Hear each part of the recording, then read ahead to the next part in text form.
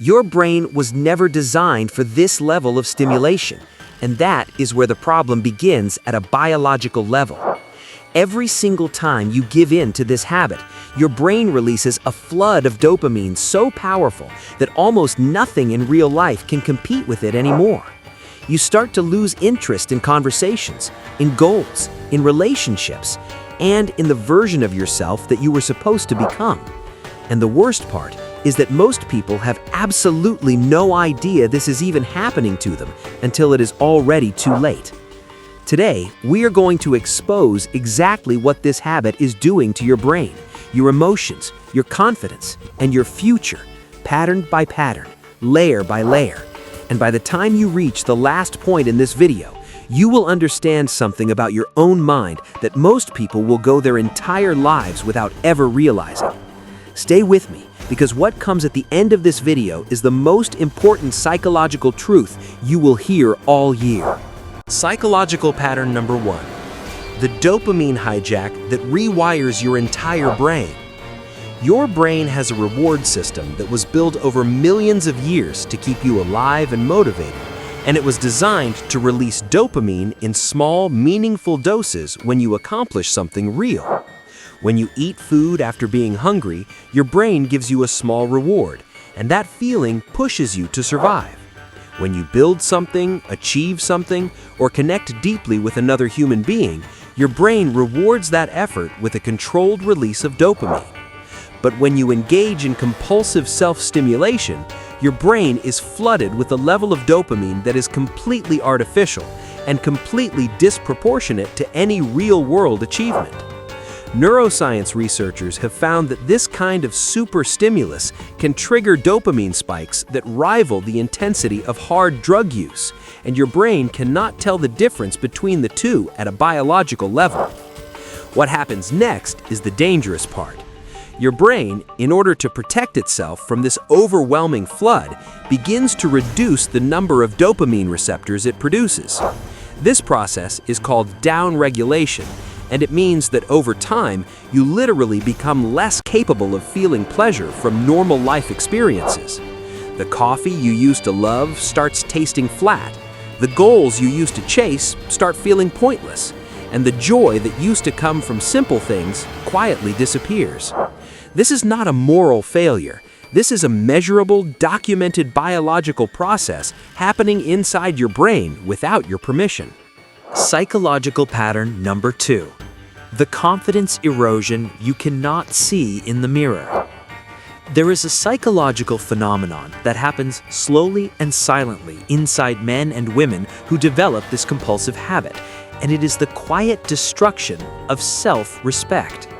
Every time you engage in this behavior and immediately feel that wave of shame, guilt, or emptiness afterward, your subconscious mind is recording that moment as evidence against you. Over weeks and months and years, your subconscious builds a case file, a hidden collection of evidence that you are weak, that you have no self-control, and that you cannot trust yourself. Psychologists call this the identity-behavior gap, and it means that the person you believe yourself to be and the person you are actually behaving like begin to separate from each other. And the wider that gap grows, the more anxious, avoidant, and socially withdrawn you become, not because something is wrong with the world around you, but because something feels deeply wrong with you. You start avoiding eye contact without knowing why. You start shrinking in social situations without understanding the cause, and you start feeling like you do not deserve the things you actually want in life. This is the confidence erosion that nobody talks about, and it is one of the most psychologically damaging effects of this addiction that researchers have documented in clinical studies. Psychological pattern number 3. The motivation collapse and the death of ambition. There is a reason that ancient warriors, elite athletes, and high-performance philosophers throughout history practiced periods of complete abstinence, and that reason is now being validated by modern neuroscience. When you repeatedly trigger an artificial dopamine flood, your brain loses something researchers call motivational drive, the internal hunger that pushes you toward difficult, meaningful goals. Think about the last time you had a truly burning desire to build something, to chase something, to become something greater than you currently are. Now ask yourself honestly, when did that fire start to dim, and what habit was growing stronger at exactly the same time? The psychological mechanism behind this is straightforward. Your brain is constantly calculating whether a goal is worth the effort required to pursue it, and it makes that calculation based on how rewarding the journey feels. But when your dopamine baseline has been artificially lowered by compulsive behavior, the brain begins labeling almost every real-world challenge as not worth the effort, and that is when your ambition quietly dies. Researchers studying behavioral addiction have found that individuals who break this cycle for even 30 days report measurable improvements in motivation, mental clarity, and goal-directed behavior. The fire does not disappear, it gets buried under the habit, and it is waiting to return the moment you decide to reclaim control. Psychological pattern number 4, the social anxiety and emotional numbness connection. This is one of the most surprising and least discussed psychological effects of chronic dopamine overstimulation, and it is the direct link between this habit and the social anxiety millions of people are silently suffering from. When your brain becomes accustomed to receiving intense stimulation in complete isolation and with zero real human interaction, it begins to recalibrate what feels normal and comfortable.